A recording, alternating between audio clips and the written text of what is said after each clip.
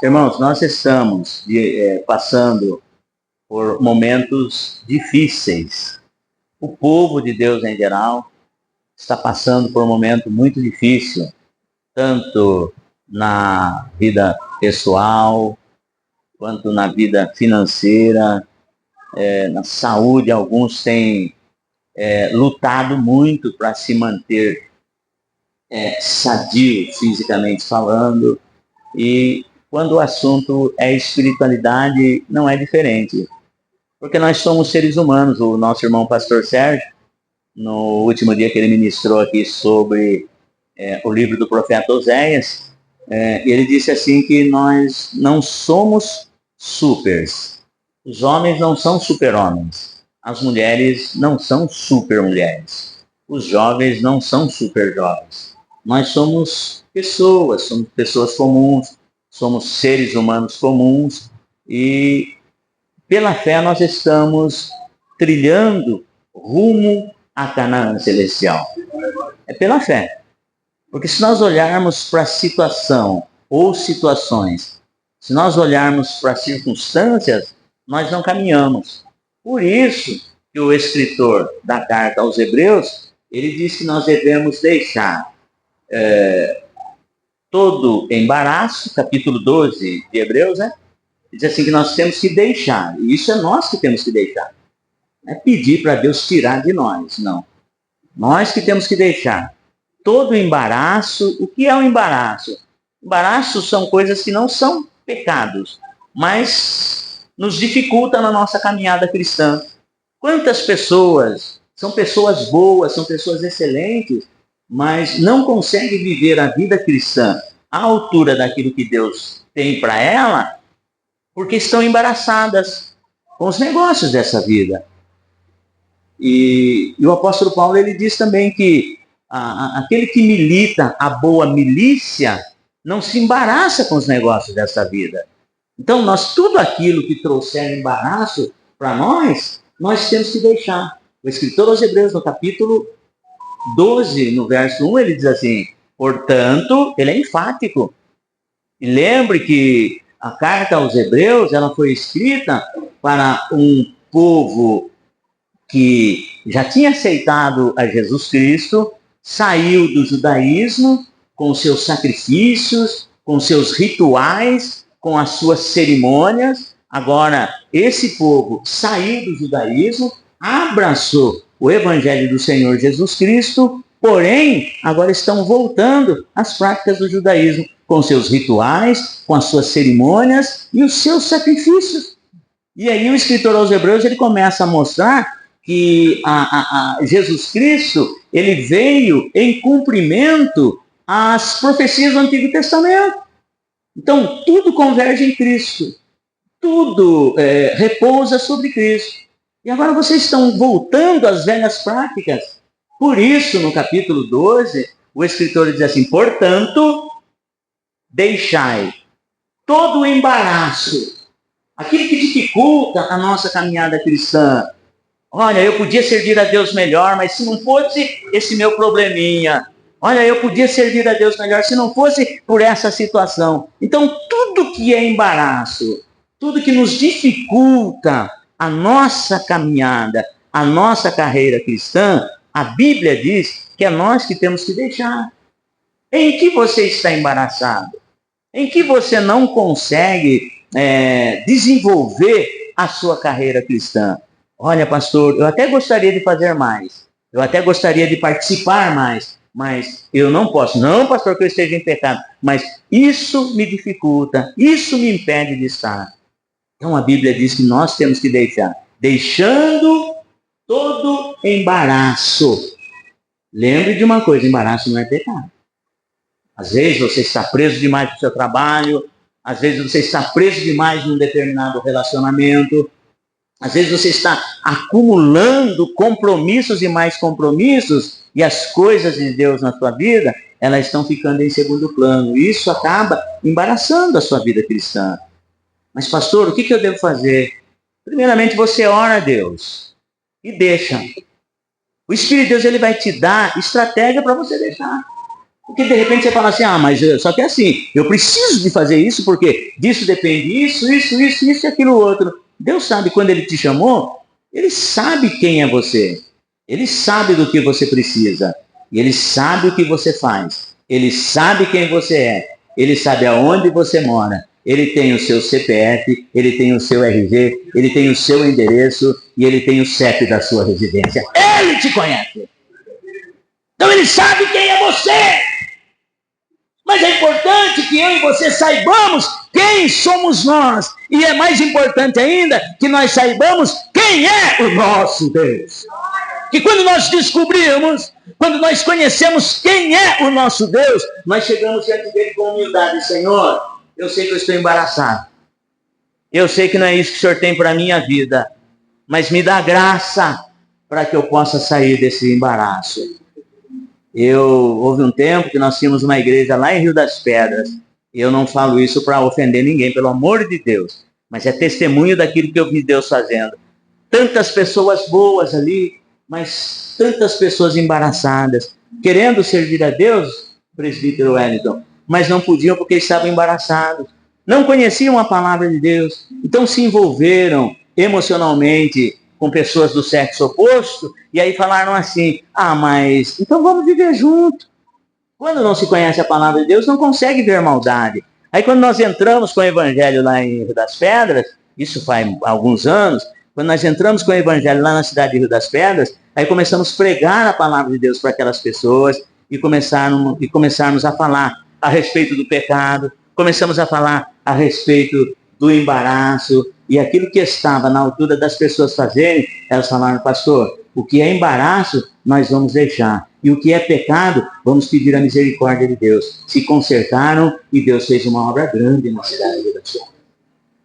Então, porque existem coisas que não são pecados, mas são embaraços. Então, tudo aquilo que dificulta a nossa caminhada, e principalmente, irmãos, porque nós estamos aqui em cima dessa terra somente com um único propósito.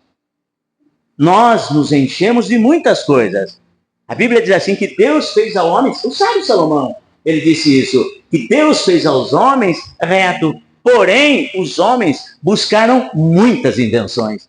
E todas essas invenções que os seres humanos arrumaram foi para distanciar cada vez mais o ser humano de Deus. Então nós buscamos felicidade muitas das vezes em acúmulo de bens materiais, nós buscamos as nossas realizações em grandes feitos, mas nós estamos aqui com o único propósito de adorar, bendizer e engrandecer o nome do Senhor. E coloque isso no teu coração. Quando você se propõe a agir dessa maneira, não, eu descobri o meu propósito hoje. Hoje eu descobri o meu propósito. Eu descobri por que eu nasci. Porque há algum tempo das nossas vidas, quando nós passamos por conflitos, principalmente existenciais, que todo ser humano passa por isso, seja na adolescência, seja na juventude, ou num relacionamento que às vezes não dá certo, e a pessoa começa a se questionar, mas por que eu nasci? Por que eu existo? Para fazer as pessoas infelizes? As coisas não acontecem do jeito que é para acontecer, e muitas das vezes, com raríssimas exceções, a maioria dos seres humanos passa por esse conflito de existência. E aí vem a pergunta, por que é que eu nasci? Eu nasci, eu estou aqui, assim como cada um dos irmãos estamos aqui, com o único propósito, para adorar e bendizer o nome do Senhor. Foi para isso que o Senhor nos criou, para que através das nossas vidas, dos nossos feitos, é isso que Jesus também fala. É importante que os homens, Mateus capítulo 5, se não me falha a memória, a partir lá do versículo 13 em diante, no sermão das bem-aventuranças, ele diz assim, é importante que os homens, eles vejam as suas boas obras e glorifiquem o vosso Pai que está nos céus. Então, tudo que eu fizer vai redundar em glória para Deus. Então, eu só existo para uma finalidade, para exaltar, bendizer e glorificar o nome do Senhor. No meu trabalho, na congregação, com a minha família, com os meus amigos, com os meus vizinhos. As pessoas precisam ver isso. As pessoas falam, rapaz, mas olha que cidadão, né, que vale a pena estar perto dele. Olha que senhora abençoada, vale a pena. Glória a Deus por isso. Então, onde eu e você estivermos, só temos um propósito: glorificar e exaltar e bendizer o nome do Senhor. Então, e para que isso aconteça, primeiro, o escritor aos Hebreus diz, saia do embaraço. Veja o que é que está dificultando a sua carreira. E aí o escritor aos Hebreus, ainda no capítulo 12, ele diz assim, deixando o embaraço e o pecado que tão de perto nos assedia, que tenazmente nos rodeia. Prossigamos, ele diz, prossigamos com paciência a carreira que nos está proposta. Esse é o segredo. Deixar o embaraço e o pecado. Tudo que agride a santidade de Deus, tudo que entristece o coração de Deus. O pecado, do grego hamartia, é errar o alvo. Deus propôs um alvo para nós. E todas as vezes que nós erramos o alvo, nós pecamos. E quando nós pecamos, Deus se entristece conosco. Mas Ele é misericordioso. 1 João capítulo 1, versículo 9 diz assim, se confessarmos a Ele os nossos pecados, Ele é fiel e justo para nos perdoar os pecados e nos purificar de toda injustiça.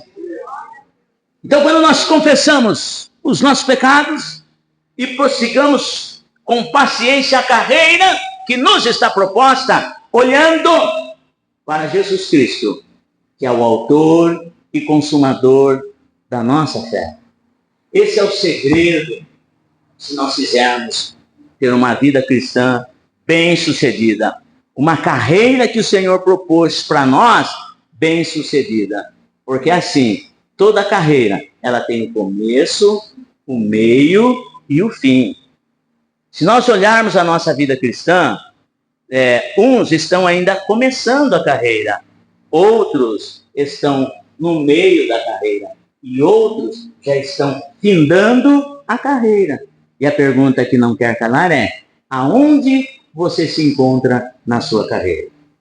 No começo, no meio ou no fim? É importante nós entendermos isso. O apóstolo Paulo, quando ele chegou no fim da carreira, ele disse assim, combati o bom combate. Em outras palavras, foi uma batalha árdua. Tem horas que eu nem imaginava chegar até aqui, mas combati o bom combate. Acabei a carreira, mas guardei a fé. Então é importante você saber quanto tempo vai durar a sua carreira. Em que altura você está da sua carreira. E como você pretende estar no final da sua carreira. Existem muitas pessoas, estavam conversando com a missionária Marli. Quantas pessoas que começaram conosco. Eu estou falando em nível espiritual. Não estou falando em nível congregacional. Quantas pessoas começaram bem a carreira. No dia 7 de setembro de 96, o Rio Piracicaba cheio. Quantas pessoas se alegraram, desceram as águas do Santo Batismo. Tinha pessoas que desceram até no colo de outras pessoas, porque eram pessoas paralíticas, pessoas que não tinham o movimento das pernas, mas um semblante muito alegre, porque encontrou-se com o Senhor Jesus. 28 anos se passaram. Alguns, nem na presença de Deus está mais Felipe Rossi. E ao passo, eu não falo isso para vanglória, mas eu falo para a glória de Deus. E aos 28 anos, nós estamos aqui falando que Jesus é bom. 28 anos, quando fomos selados com o batismo com o Espírito Santo, a partir daquele dia até hoje, a chama do Espírito de Deus ainda arde. Então, o que vai acontecer daqui por diante na nossa vida cristã? Ela é determinada pela maneira como nós encaramos a nossa vida cristã. Houve momentos que os embaraços tomaram conta no âmbito familiar. E aí, não, agora já não vou, agora não dá mais. Aí vem os embaraços tentando te parar, tentando te fazer desistir, mas você não pode fazer. Muitas vezes eu fui impedido, às vezes, de fazer a obra, porque alguns lugares que eu precisava estar, eu não podia, presbítero Wellington, porque a minha esposa não podia me acompanhar. Houve um momento que ela trabalhava muito no hospital. Eu tinha muitas visitas para fazer na casa de casais, por exemplo, que estavam passando por momentos difíceis, mas eu designava pessoas para ir no meu lugar. Por quê? Porque eu não tinha uma pessoa que pudesse me acompanhar. E eu nunca fui de cobrar na minha esposa. Você tem que me acompanhar na obra de Deus, porque eu sou pastor, eu sou diácono, eu sou isso, aquilo, você tem que me acompanhar. Eu nunca fui de fazer isso. Aliás, quando eu fui dirigir congregação, perguntei para minha esposa e para os meus filhos, foi me dada uma oportunidade. Veja bem, obra de Deus na minha e na sua vida é questão de oportunidade. É oportunidade quando vem algo para você fazer na obra de Deus. Você tem a característica, é cheio do Espírito de Deus, então faça, porque essa é a sua oportunidade. Quantas pessoas estão num leito de enfermidade? Quantas pessoas estão se enganadas pela medicina? E detalhes, pessoas que muitas das vezes pensaram que um dia ia trabalhar na obra de Deus e não tiveram essa oportunidade. Ou se tiveram, deixaram passar a oportunidade. E hoje estão naquele leito de enfermidade e dali vão descer à sepultura, não vão fazer mais para Deus. Davi, quando ele se viu privado de não fazer a obra, ele falou, Senhor, tem misericórdia de mim, porque na sepultura os mortos não te louvam. Depois que o espírito de vida sair de mim, lá na sepultura eu não vou te louvar mais. Então, Senhor, não retire de mim o teu Espírito Santo, mas coloque em mim um coração reto para que eu possa louvar o teu nome. Então, a obra de Deus na minha e na sua vida é uma questão de oportunidade.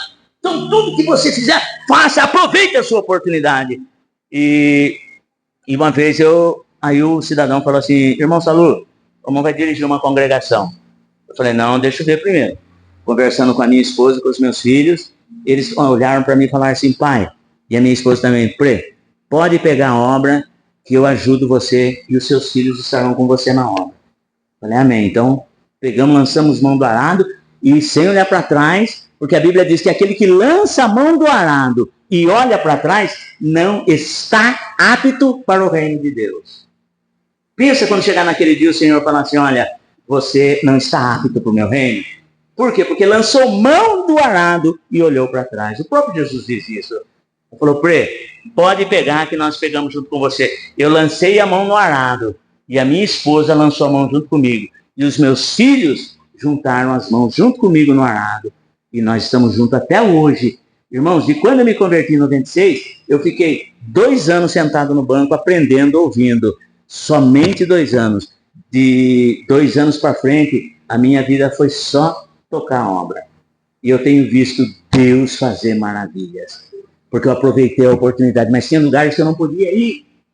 E aí eu me recuava. Eu via nisso, não era pecado, mas era embaraço. Porque é a prudência. Como que eu vou chegar num determinado lugar se a minha esposa não está comigo? Mas eu nunca exigi. Ela sabe o lugar de mulher de obreiro como que é. Ela sabe que é ser mulher de pastor. Então eu nunca exigi, eu nunca cobrei. Aí um dia o Espírito de Deus, lá no centro cirúrgico, quando ela trabalhava, o Espírito de Deus começou a trabalhar no coração dela. Ela chegou lá com a chefia, ela falou, eu vim aqui pedir para vocês me mandarem embora. Mas como, dona Maria, mandar a senhora embora? Não tem como. Não, eu preciso que vocês me mandem embora. Porque o meu marido é pastor, meu marido é um homem de Deus, e o meu marido precisa que eu esteja ao lado dele na obra de Deus. E estamos aqui, fazendo a obra de Deus. Hoje não tem mais embaraço, hoje não tem mais impedimento, nós estamos fazendo a obra de Deus. Ela estava em pecado? Não. Precisava trabalhar, precisava me auxiliar no orçamento do lar. Eu sou uma pessoa que não tem estudo, irmão. Então a esposa tem que ajudar. Mas quando chegou o momento, ela falou, não, agora eu estou junto com você na obra do Senhor. E fazem 28 anos que nós estamos juntos na obra de Deus. Então, mas todos os embaraços, nós precisamos nos desvencilhar e olhar para Jesus, que é o autor e consumador da nossa fé. E se nós olharmos para a situação, olharmos para as circunstâncias, nós somos pessoas. E como pessoas, nós temos emoções. Sentimos medo. Sentimos. Nos entristecemos muitas das vezes. Sim. Mas e a obra? E lembre-se de uma coisa, quando Deus tem um plano com você, quando Deus tem um chamado com você, o que não vai faltar são os inimigos. Por quê? Porque o inferno todo, ele mira a artilharia sobre você, sobre a sua casa, sobre o seu ministério, para te destruir. Mas eu tenho uma boa notícia para você. Maior é o que está em você. A marca do sangue de Jesus está sobre você. Então pode se levantar todo o inferno e o seu secretariado, mas Deus te garante a vitória. Então, e você vê aqui agora no texto, em 2 Crônicas capítulo 20, você vê Josafá, era um homem que tinha promessa de Deus, um homem que Deus levantou na terra, era um homem de oração, era um homem que acreditava nas profecias, era um homem que ele tinha assim como prioridade a palavra de Deus. E ele se vê numa situação aqui, irmão. Porque se você não quiser ter luta, se você não quiser ter batalha, então não se lance para fazer. Mas é assim, se você ficar na sua casa, falar, quer saber uma coisa, eu não quero mais saber de servir a Deus, porque é muita dificuldade, é muita tribulação. Só o fato de você ficar quietinho na sua casa lá, isso vai incomodar o inferno. Sabe por quê? Porque eu e você somos a imagem e semelhança de Deus. Então você pode ficar quietinho sem fazer nada, mas o diabo ele vai se incomodar contra você, porque você é um escolhido e uma escolhida de Deus. E Josafá não, Josafá se lançou. Quando ele se lançou para fazer a obra, reinando ali, os inimigos se voltaram todos contra ele. E aí os irmãos sabem que uma das armas poderosas que Josafá usou, não sozinho, mas coletivamente, foi a oração. Eu venho aqui dizer para você, que por mais que o mal se levante contra você, mas se você é uma pessoa de oração, o mal não vai prevalecer. Se você é uma pessoa disciplinada na oração, se você ora individualmente, se você ora, procura pessoas para orar com você, e se você tem o hábito de orar congregacionalmente, o mal, ele com certeza ele vai se levantar, mas não vai prevalecer, porque você é uma pessoa dedicada na oração. E você está rodeado de pessoas que também têm essa mesma dedicação na oração. Foi isso que aconteceu com Josafá. Então a primeira arma de Josafá, quando ele ouviu falar que os inimigos se consolidaram para atacá-lo, Josafá, como qualquer bom cidadão, como eu e você, a primeira situação foi sentir o medo. Ele sentiu medo, ele teve medo. Só que o medo de Josafá não o paralisou. Existem muitas pessoas que quando passam por uma determinada situação, quando vem abarrotado por uma determinada notícia, paralisa por conta do medo. Mas Josafá, ele canalizou o medo dele na presença de Deus. Então, se você é uma pessoa que tenha a oração na sua vida como uma poderosa arma, eu venho hoje aqui dizer para você que esse mal não vai prevalecer na sua vida. Continue buscando a Deus em oração. Escute. Não seja simplesmente aquela pessoa que fala assim, mas eu oro sozinho. Nós oramos realmente sozinho, porque a oração ela faz parte da vida do cristão. A vida do crente ela é movida pela oração. A oração para o crente é como se fosse o oxigênio. Se você parar de respirar, você vai morrer. E na vida cristã também a oração é a mesma coisa. Se você não orar, infelizmente você vai morrer. Mas é tão importante você orar individualmente como orar coletivamente. Então adquira sempre esse hábito. Olha, eu vou na igreja, eu vou buscar a presença de Deus em oração. E eu vou dizer para você, faz parte, enquanto nós estivermos nesse mundo, nós travarmos embates com o reino das trevas. Mas aonde o cristão, aonde o crente, aonde o homem, a mulher, o jovem de Deus, ele chega, as trevas se dissipam. E uma outra arma que Josafá, ele teve assim como prioridade na sua vida, foi o louvor. Foi o louvor. Porque enquanto ele estava orando, ele se prostrou de joelhos juntamente com a congregação, não sozinho, mas com a congregação. Josafá se prostrou orando com medo. Ai, Senhor, tem misericórdia porque os inimigos vêm, porque os inimigos estão aí, e não sei o que, não sei o que, não sei o que, mas ele se prostrou de joelho, convocou todo mundo para orar com ele. Mas, enquanto ele estava orando, de repente, se levantou alguém com uma mensagem profética para trazer um encorajamento para Josafá e para a igreja. Eu venho aqui dizer hoje aqui que a maior profecia é a palavra de Deus, é a Bíblia Sagrada. Então, quando eu e você nos posicionamos como ministro da palavra, como pregador da palavra, nós, como profetas do Altíssimo, temos que trazer uma palavra de exortação, de encorajamento. Nós temos que trazer uma palavra de edificação. Essa é a característica do Espírito Santo. E nós temos que trazer uma palavra de consolação. Porque pense comigo, irmãos, nós temos que ser empáticos. A palavra empatia significa você se colocar no lugar do outro.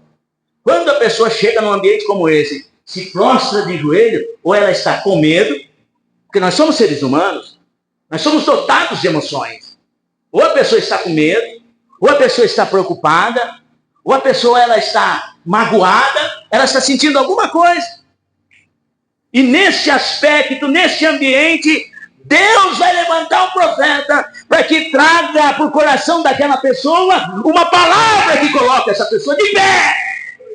Existem muitos lugares, irmãos, que as pessoas estão morrendo porque não tem uma palavra de ânimo, porque não tem uma palavra de conforto, porque não tem uma palavra de consolo. Mas eu louvo a Deus e digo para você que aqui tem profetas que consola, que conforta e que encoraja. Se você entrou aqui desanimado, se você entrou aqui entristecido, se você entrou aqui magoado, levanta a tua cabeça, porque Deus te põe de pé nessa noite.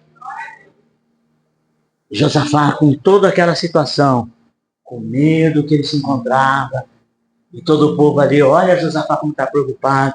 De repente o Espírito de Deus toma um jovem na congregação.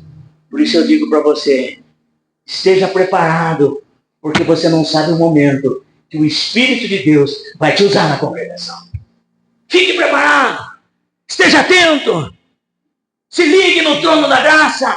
Quando nós entramos na igreja, quando nós entramos no templo, muitas das vezes nós deixamos o nosso eu carnal tomar conta, as nossas preocupações, as nossas desmotivações, e nós começamos a olhar para o lado, começamos a olhar para o outro, para nós, como que o culto está frio hoje, nós, como que o povo está desanimado. Não, irmão, se a unção de Deus está na minha vida, se a unção de Deus está na tua vida, não existe culto frio, porque o poder de Deus que está em mim vai movimentar todo o ambiente. Porque na presença de Deus, brasas de fogo se acendem. E aí Josafá recebeu aquela palavra. A oração foi tão poderosa que ele fez, que moveu os céus. E Deus manda, através do Espírito de Deus, uma profecia pelos lábios de Jaziel. E ele começa a trazer para Josafá e para todo o povo. Então, se a primeira arma foi a oração, a segunda arma que Josafá usou, porque Deus falou para ele, olha Josafá, nesta peleja não tereis que pelejar. Vou encerrar aqui. Nesta peleja não tereis que pelejar. Por quê, irmão? Porque tem algum momento na vida da gente que a gente quer fazer com as próprias mãos, Leonardo Rodrigues. E a gente acha que a gente tem propriedade para fazer. E a gente acha que a gente tem capacidade para fazer. Não, eu vou lá, eu vou resolver do meu jeito, e não sei o que, não sei o que. Outro dia uma pessoa falou assim para mim, pastor, eu nunca esqueço. Um dia eu cheguei tão nervosa para resolver uma determinada situação, e o pastor, assim, colocando umas palavras, eu me senti assim, pastor, que as palavras que Deus colocou no coração do pastor, nos lábios do pastor, para me transmitir, foi como tirando as pedras que estavam nas minhas mãos, me desarmou completamente. Então, porque tem algum momento na vida da gente que a gente acha, não, eu vou chegar lá, eu vou resolver do meu jeito, eu vou fazer assim, eu vou fazer assado, e pronto, acabou. Josafá, quando ele entrou na oração com medo, disse assim, Deus, e agora o que é que eu vou fazer? Porque numa das palavras dele, ele diz assim, Senhor, em nós não há força alguma, a multidão é grande, nós não sabemos o que fazer, porém, nós ainda continuamos olhando para o Senhor. Nós estamos esperando uma resposta do Senhor. E aí o Espírito de Deus toma o jovem, ele fala assim: Josafá, fique tranquilo, que nesta peleja em específico, que você muitas das vezes achava que você ia resolver do seu jeito, que você ia fazer da sua maneira, fique tranquilo, nesta peleja você não vai pelejar. Eu sou Deus que vou te dar vitória. E aí Josafá, o que ele fez? Ele se valeu de uma poderosa arma, que é o louvor. O louvor na vida do cristão. Então aconteça o que acontecer na sua vida, nunca abra mão dessas duas armas poderosas que nós encontramos aqui, a oração e o louvor. Porque quando Josafá recebeu aquela profecia, ele se colocou de pé. Isso ainda ele estava no templo. Ele foi louvar a Deus com todo aquele povo que estava com ele. Opa, Deus falou, então agora vamos louvar o Senhor. Então hoje eu quero convidar você. Talvez você esteja num momento de oração, mas em meio à oração, louve ao Senhor. Depois que Josafá louvou a Deus, aí veio o direcionamento para ele. E aí ele se colocou numa segunda posição do louvor. Porque você vê pelo menos 4 vezes, ou em 4 situações, Josafá. Você vê em 4 situações, pelo menos eu fechei minha Bíblia aqui, só para me encerrar com você. Em 4 situações, você vê Josafá orando. E essas 4 situações simbolizam a minha e a sua vida nas nossas fases. Porque nem todo dia é dia de sol. E nem todo dia também é dia nublado. Então são fases que nós passamos nas nossas vidas. E Josafá, ele mostra que a oração, Paulo vai dizer, nós temos que orar em todo tempo e lugar. Mas o louvor aqui, você vê que Josafá, quando ele se posicionou, no primeiro momento foi quando ele se levantou da oração, depois da profecia. Ele se pôs para louvar a Deus. É que então Josafá se prostrou com o rosto em terra, quando ele ouviu a profecia, adorando ao Senhor. Então Josafá se prostrou com o rosto em terra, versículo 18, e todo Judá e os moradores de Jerusalém se lançaram perante o Senhor, adorando o Senhor. E levantaram-se os levitas dos filhos dos coatitas e dos filhos dos coraitas para louvarem ao Senhor. Então o primeiro momento de louvor na vida de Josafá foi depois que ele se levantou da oração. Aí, pastor, até quando eu devo orar por essa situação? Até Deus falar para você, chega de orar. Porque ele vai vir com uma resposta. O Senhor vai vir com a resposta. E assim, quando Josafá estava orando, o Espírito de Deus tomou o moço lá, trouxe uma palavra profética e dizendo para ele que nessa peleja, você não tem que pelejar. Muitas das vezes nós passamos por algum conflito, porque Deus fala para nós não pôr as mãos, e nós colocamos a nossa mão. E o Espírito de Deus está dizendo para a crente aqui, enquanto você estiver com a sua mão, eu não ponho a minha. Estou eu agindo. Tira a tua mão, e eu colocarei a minha, e darei vitória. Então, quando Josafá tirou a mão, o Senhor falou, agora essa peleja é minha. Eu que vou dar vitória para vocês. Aí quando veio a resposta, depois da oração, porque toda oração tem a resposta de Deus, irmão. E a resposta de Deus, ela não vem no meu tempo. A resposta de Deus não vem no seu tempo. A resposta de Deus vem no tempo dele.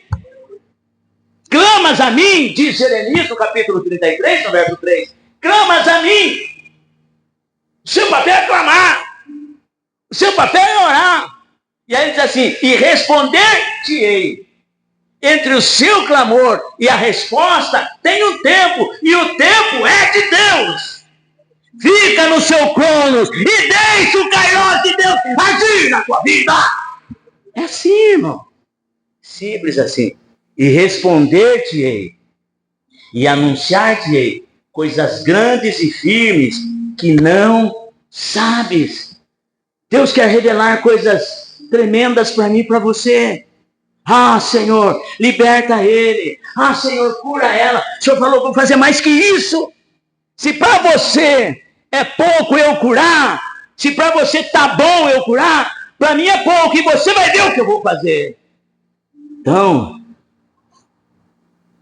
e aí o Josafá, no primeiro momento, pense comigo, ele se prostra amedrontado, mas orando. Não deixe o medo parar você. Não deixe a mágoa te dominar. Não deixe o ressentimento te destruir. Pare de ser refém de você mesmo. Liberte-se hoje e você vai ver o que Deus vai fazer. Porque Josafá, com medo, ele se prostrou e orou. E quando o Senhor respondeu, ele se levantou. Então, o primeiro momento de louvor na vida de Josafá foi depois que ele orou. Porque quando você ora, Deus vai responder. Qual é a sua reação? A resposta de Deus. Josafá falou, eu vou louvar. Então Deus já respondeu a sua oração? Quantos tem aqui oração respondida? Diga amém.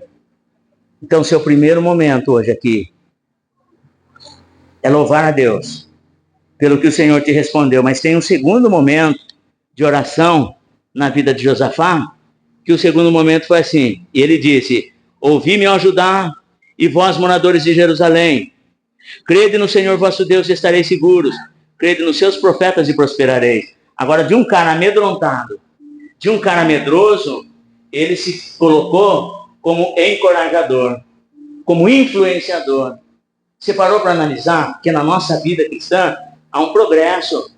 Quando você, todos nós, cada um de nós temos uma história. Sabe quando você clica lá no computador ou no celular, eu não sou robô? Nós não somos robôs, irmãos. Nós somos pessoas e dentro de nós há o Espírito de Deus. Então, cada um de nós temos um histórico. Eu vim do vício. A irmã Oreli, ela veio de uma depressão muito forte, do medo muito forte. Só que quando o Espírito de Deus fez uma obra na vida dela, aquela Oreli medrosa, ansiosa, depressiva, foi embora. Hoje as pessoas chegam na igreja, ela encoraja as pessoas. Vamos lá, Jesus vai fazer uma obra na sua vida. Então Josafá, do medo, ele passou a encorajar as pessoas. Ele diz assim, ouçam-me ajudar e vós, moradores de Jerusalém. Crede no Senhor vosso Deus e estareis seguros. Crede nos seus profetas e prosperareis. Então Josafá agora passou a ser uma pessoa que encorajava as pessoas. E aí, no versículo 21, vem o segundo momento do louvor. Que diz assim, e aconselhou-se com o povo. E ordenou cantores para o Senhor, que louvassem a majestade. Que louvassem a majestade. Guarde bem, cada momento de louvor, Josafá tinha um atributo de Deus. No momento que ele se posicionou, após a oração, ele louvava ao Senhor. Nesse segundo momento, ele louvava a majestade do Senhor.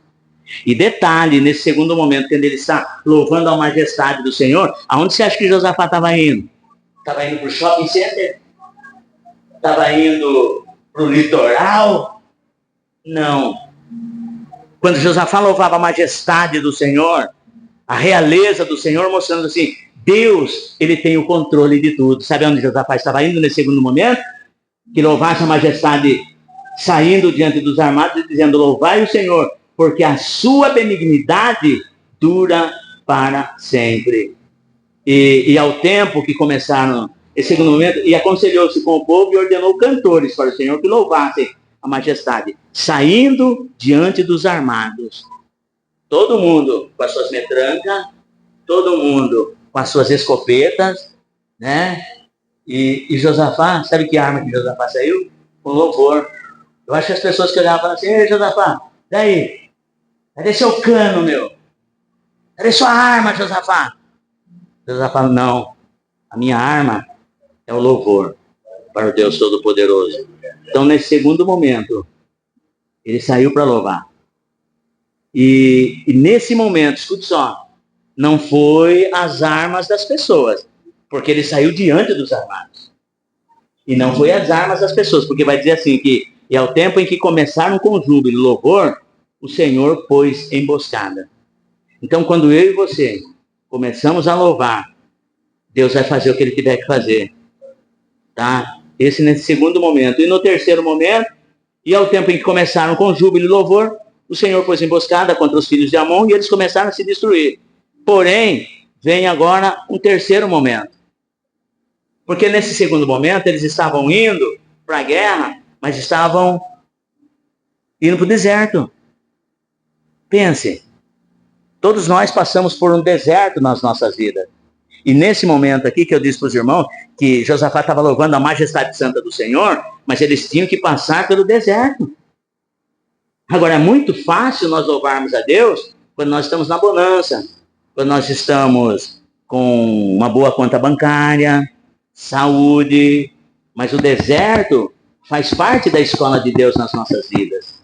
Se alguém ainda não passou pelo deserto, eu venho aqui dizer que o deserto faz parte do nosso crescimento espiritual. Porque você passa pelo deserto.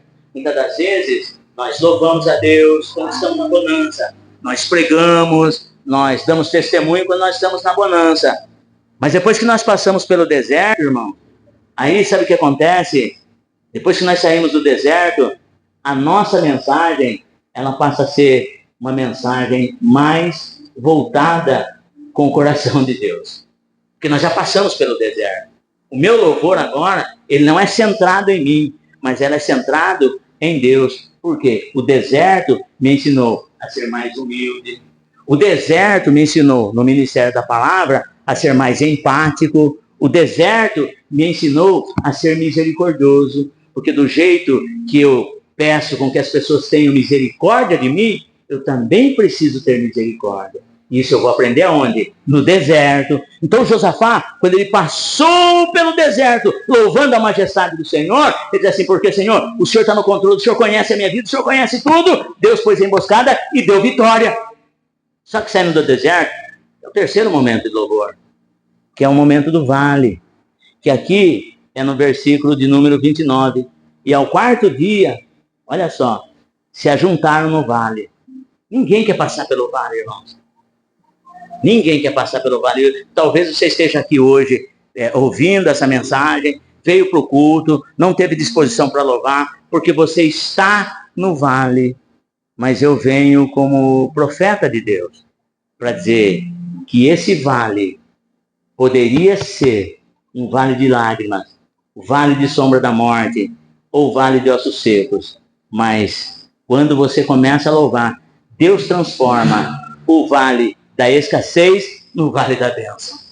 E é isso que nós vemos aqui. E diz assim, esse é o terceiro momento da arma poderosa que Josafá trouxe para todo o povo no louvor, que diz assim, e ao quarto dia, versículo de número 26, e ao quarto dia se ajuntaram no vale de Beraca, porque ali louvaram o Senhor.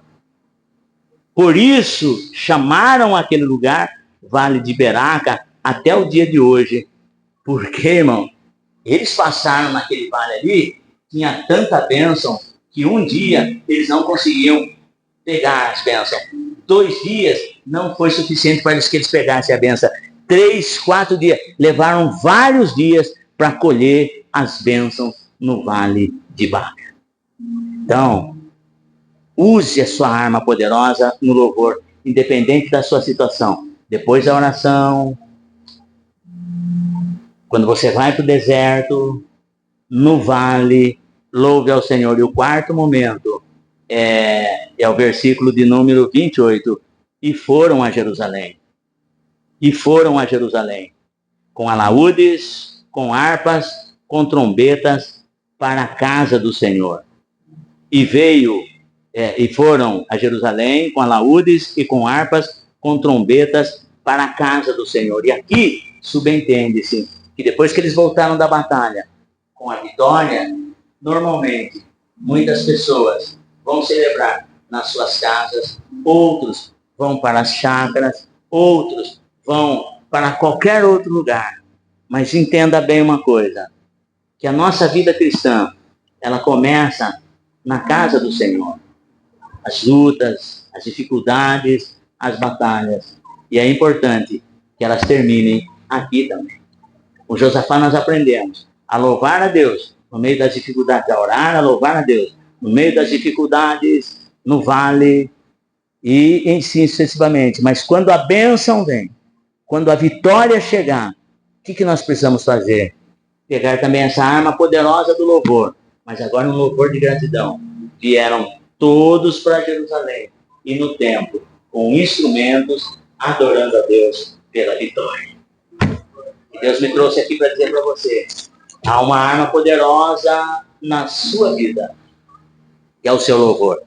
Talvez você diga assim, pastor, eu não tenho uma voz boa para cantar, eu sou desafinado para cantar, eu não tenho jeito para cantar. O Senhor não está perguntando se você tem capacidade para louvar, o Senhor mandou você louvar, porque o seu louvor é uma arma poderosa nas mãos de Deus. E através desse louvor, Deus vai te dar vitória. Através desse louvor, vai vir cura sobre a sua vida, vai vir cura sobre o seu ministério, vai vir cura sobre a sua família. Através do seu louvor, talvez esse ano de 2025, de 2024 para você, foi um ano escasso, financeiramente falando, materialmente falando, foi um ano escasso. Mas nesse vale que você se encontra, quando você descobrir que o seu louvor vai abrir porta de prosperidade para você. E as pessoas vão olhar e falar, mas o vale que o cara estava, o vale de Baca, era um vale do desespero, era um vale da escassez. Deus vai transformar esse vale no vale da bênção. E vai ter muita bênção para você e você vai poder repartir com as pessoas aí. Então, há uma arma poderosa na sua vida. E essa arma é o louvor. Você crê, diga amém. Você crê, diga graças a Deus. Diga assim, eu creio que o meu louvor traz e trará o sobrenatural na minha vida e na vida daqueles que ouviram. Amém? Coloque-se de pé em nome de Jesus. Coloque-se de pé em nome do Senhor Jesus. Eu posso convidar o ministério para cantar um? Coloque-se de pé. Fale, pastor.